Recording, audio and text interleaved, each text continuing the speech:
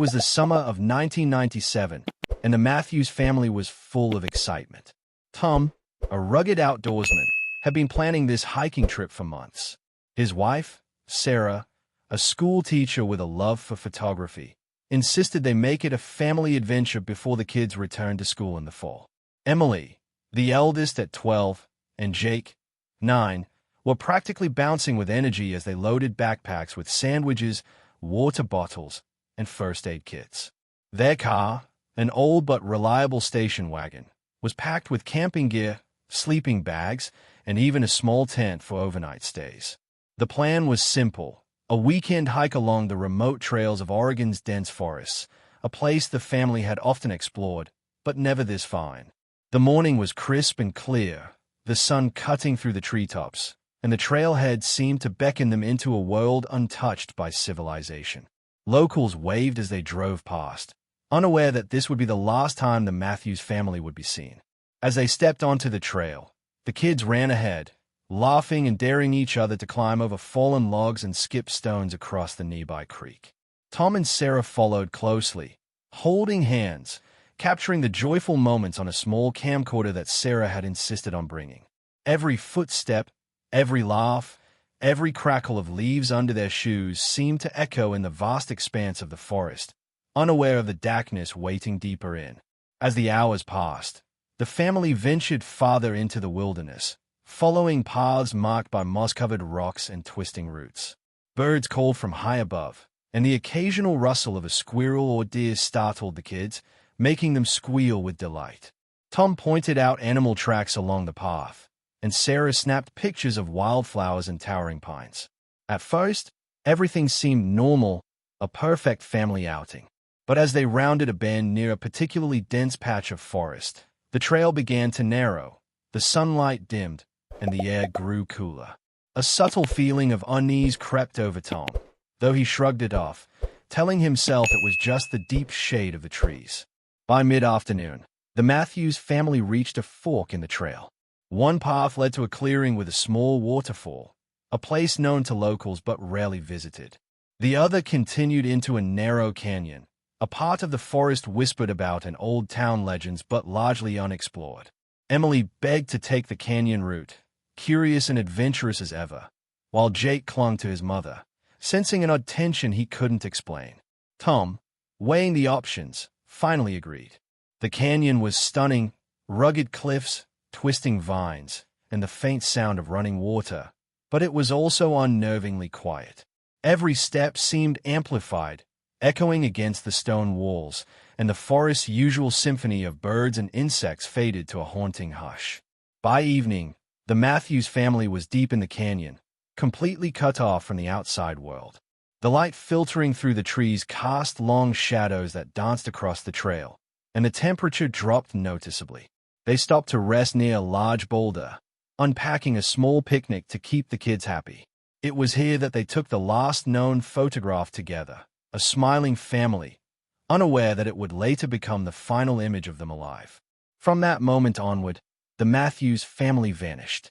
Their footprints ended abruptly, and the trail seemed to swallow them whole, leaving only the sound of the wind through the trees and the eerie emptiness that would haunt the forest for decades to come. The disappearance of the Matthews family sent shockwaves through the small Oregon town. Within hours of realizing they were missing, friends and neighbors organized searches, combing the nearby trails and forest edges. Local authorities were called in, and soon, a coordinated effort involving the county sheriff's department, volunteer hikers, and even state park rangers was underway. Helicopters hovered above the dense canopy, shining powerful searchlights through the branches, while bloodhounds sniffed the undergrowth in hopes of picking up the family's scent. Every twist of the trail, every creek crossing, and every clearing was scrutinized, but it was as if the Matthews had simply vanished into thin air. Days passed with no sign of the family, and the sense of unease began to settle over the search teams. Each team reported oddities: backpacks found zipped shut on the trail, snacks left untouched on mossy rocks, and footprints that disappeared abruptly at the edge of a ravine. Some claimed to hear distant voices or laughter in areas that should have been empty, only for the sounds to vanish when they moved closer. The forest, dense and ancient, seemed almost alive, as though it was concealing the family from the outside world. Searchers described an eerie silence, a pause in the normal rhythm of birds and wildlife, that hung heavy in the air like a warning. Local residents pitched in, mapping the trails and marking areas that had been searched repeatedly. Families gathered at town halls, sharing old stories of hikers who had gotten lost, or travelers who claimed they'd seen shadows moving between the trees long after sundown. Rumors began to circulate that the forest was cursed, or that something unnatural lurked deep within the canyon the Matthews had explored. Yet, despite the fear and speculation, search parties pressed on, refusing to leave any stone unturned.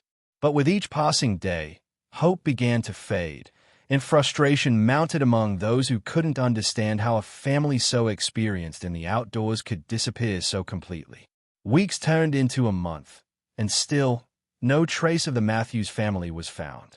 Authorities expanded the search radius, combing nearby streams, abandoned cabins, and hidden caves. Drones weren't available yet, so teams relied solely on manpower and intuition. Yet, the forest swallowed every attempt to locate them.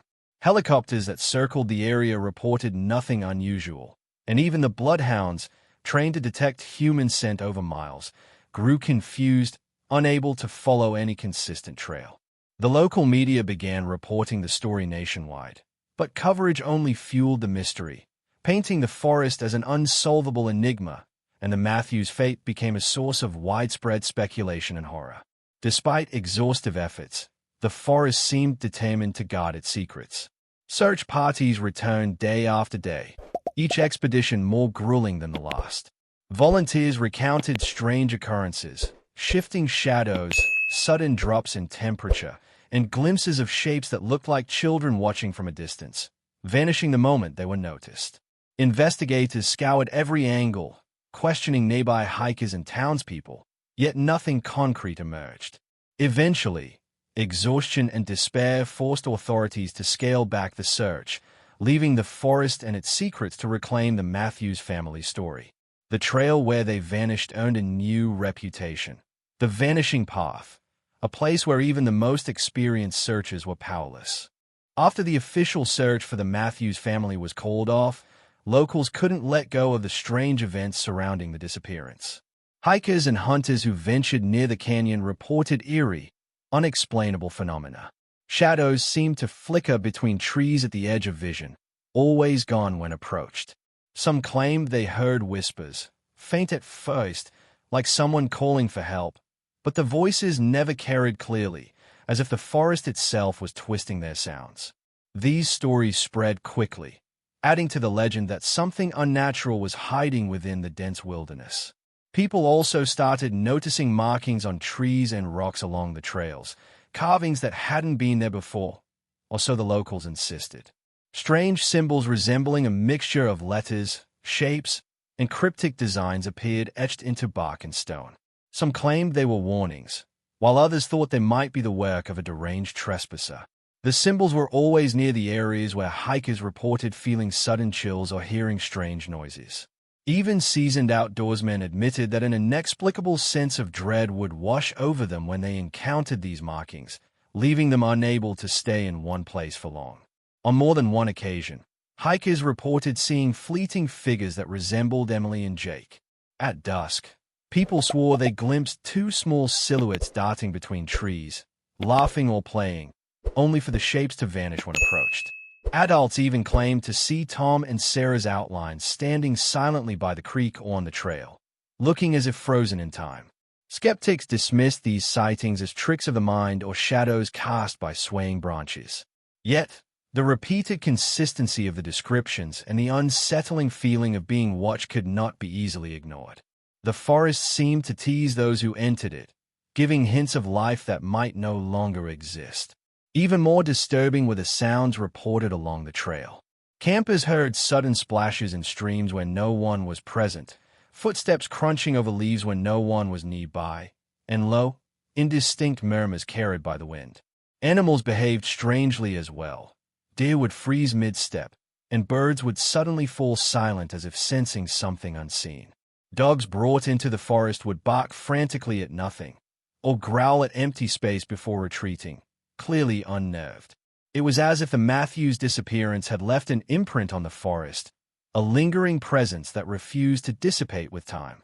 Rumors and speculation only deepened when a few old-timers in the town claimed to have heard stories of previous vanishings in the same area, families and individuals who disappeared without a trace over the past century.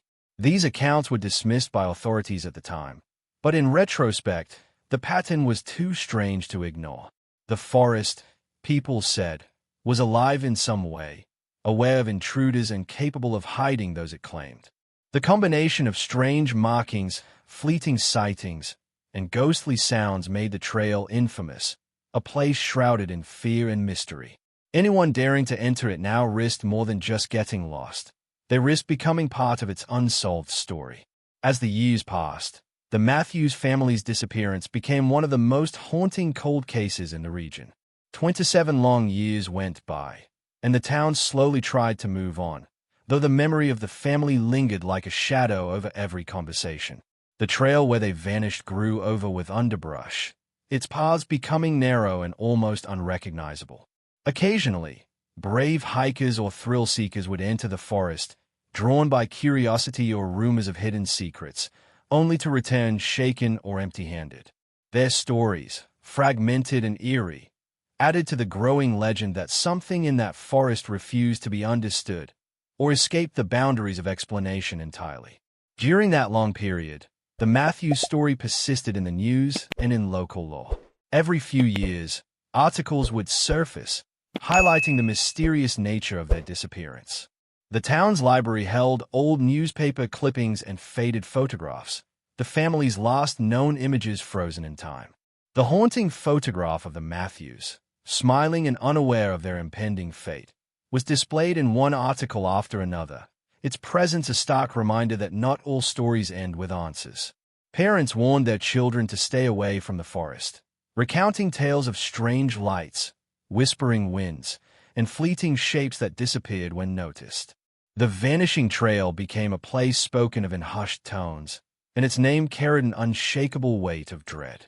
In the decades that followed, technology slowly advanced, yet the Matthews case remained untouched by progress. Satellite imagery could map the terrain, but the forest density and remoteness made it nearly impossible to detect any clues from above. Search dogs, drones, and modern tracking equipment were available, yet the canyon and its surrounding areas retained their secrets. Even amateur investigators and paranormal enthusiasts who tried to explore the trail reported chilling experiences. Some spoke of hearing faint cries for help echoing across valleys that should have been empty. Others claimed to feel cold hands brush against them or hear footsteps following them along the narrow paths, only to find nothing when they turned. Locals who lived near the trail's edges became increasingly cautious.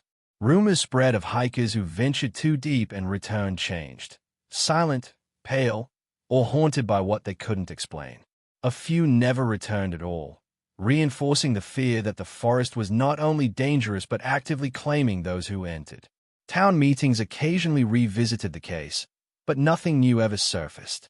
Every year, memorials were quietly held by townspeople, candles lit along the road leading to the trailhead, in the hope that the family's spirits might find peace, though the unanswered questions continued to weigh heavily on everyone's mind. Even as modern generations grew up hearing the story, the forest maintained its unnerving presence. Its dark canopy, thick undergrowth, and winding trails created a sense of isolation that amplified fear.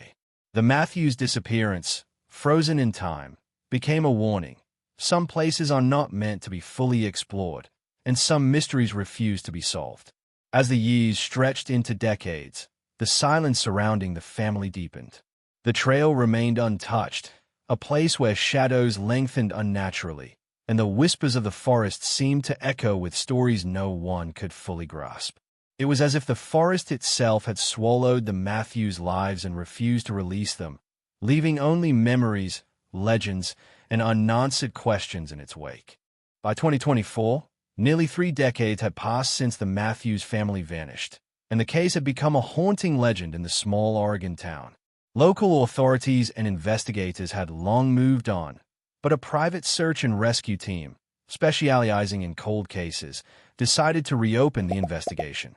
Led by a former FBI tracker named Rachel Turner, the team was equipped with advanced technology far beyond what had been available in 1997. Thermal imaging cameras, drone surveillance, 3D mapping tools, and ground-penetrating radar were brought into play, giving the team hope that they could finally uncover the truth. Their mission was simple, yet daunting: to explore the canyon and surrounding forest areas that previous searchers had deemed impossible to navigate.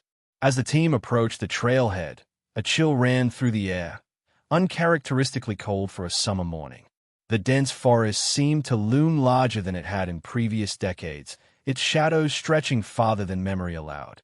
Rachel led the team along the original trail, scanning every inch with drones and thermal devices. At first, the results were disappointing. Nothing appeared unusual.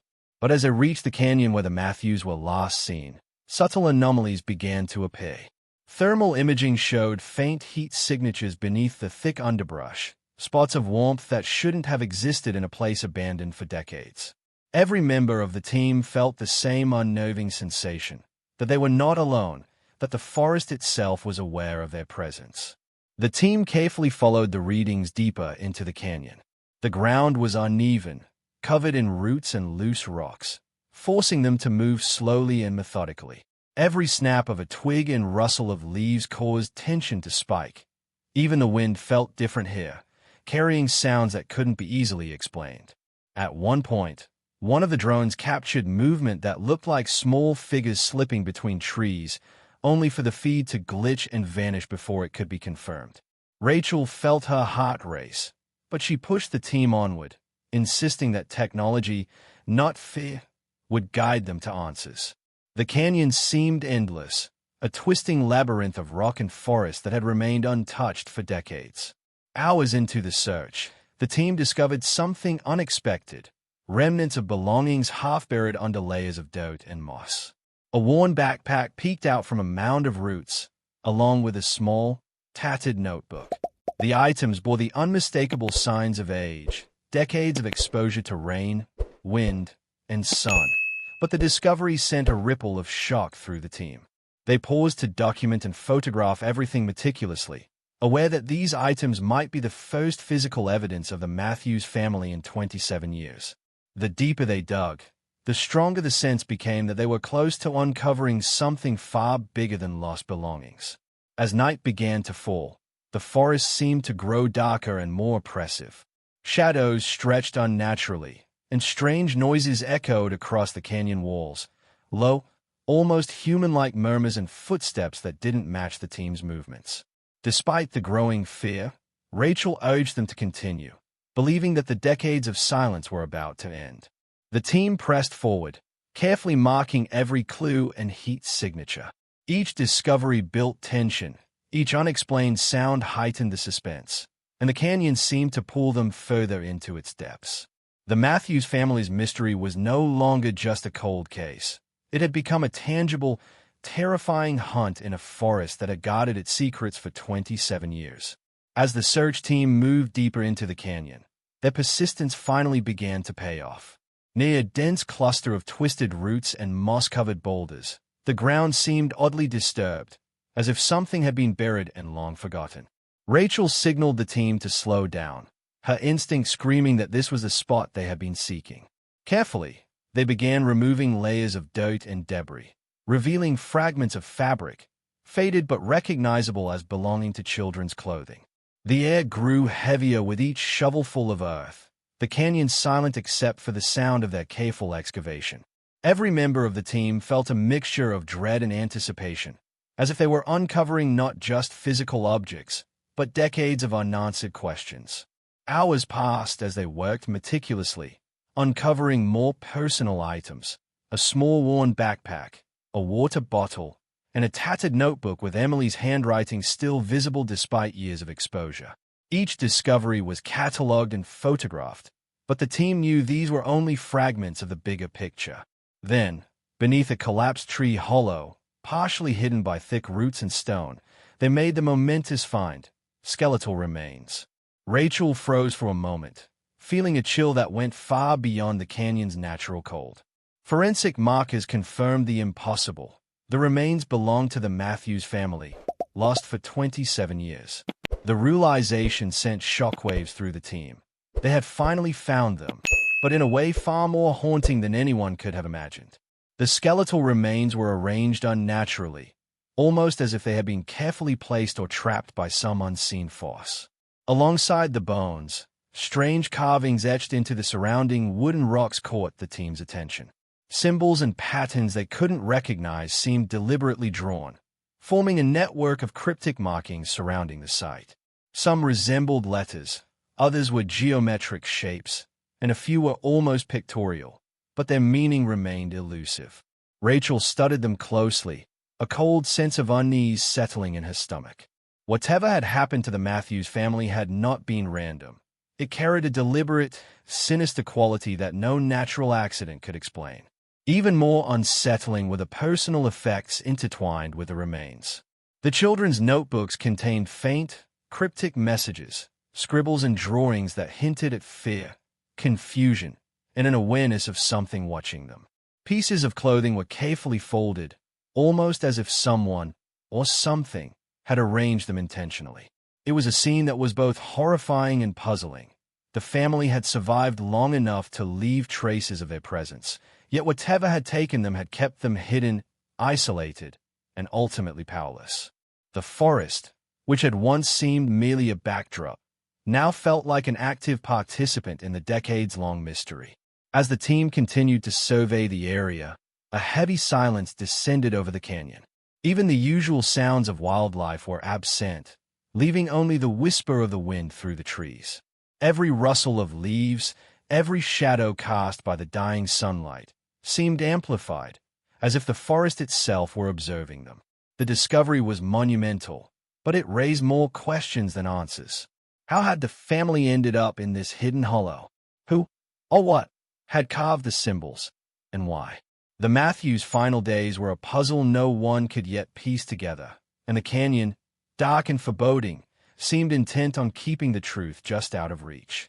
Even after the skeletal remains were recovered and confirmed as the Matthews family, the forest refused to release its grip on the mystery.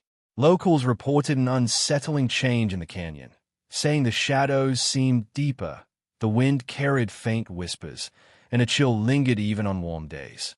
Hikers who dared to approach the site spoke of sudden feelings of being watched, of footsteps echoing behind them though no one was there.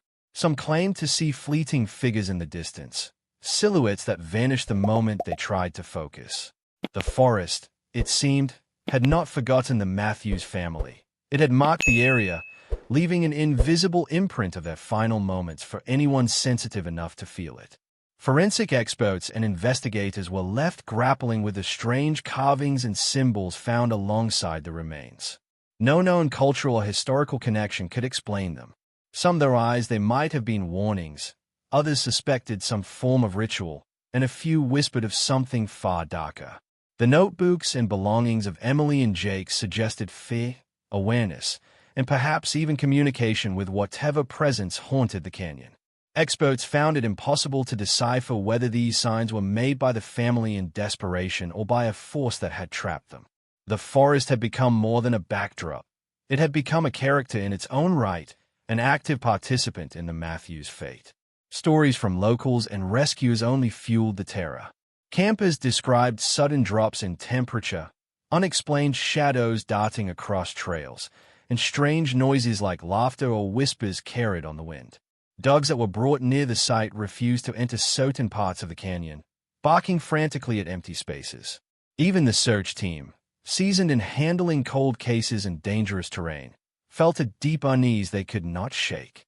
Some members reported dreams and visions of the Matthews family calling out for help, pleading silently in the night, leaving an emotional scar that lingered long after the expedition ended.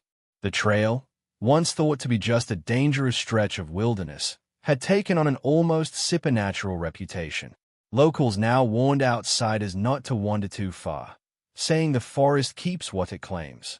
The Matthews story became a cautionary tale, not just of a family lost to nature, but of a forest that seemed to hold memories of those it swallowed.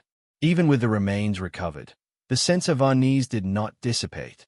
The forest seemed alive, capable of bending reality for those who dared to enter, and indifferent to the grief and questions of the outside world.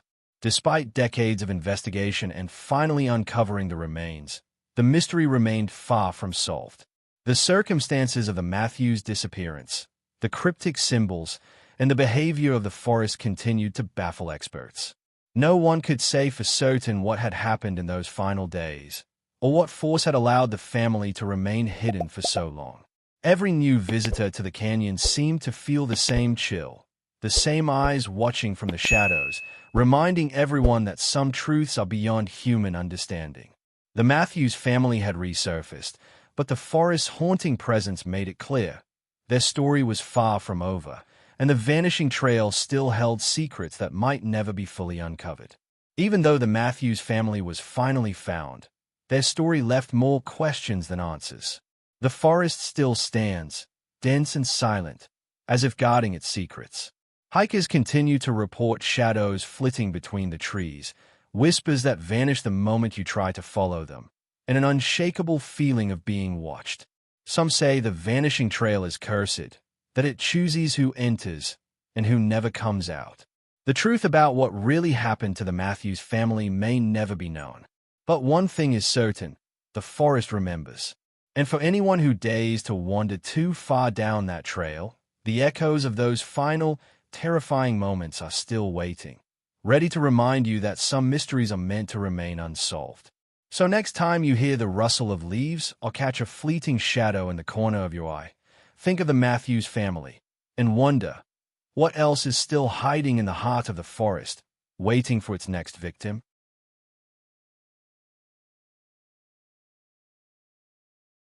If you liked this video, don't forget to hit that like button, share it with your friends, and drop your thoughts in the comments below. Most importantly, subscribe and hit the bell icon so the next secret finds you first.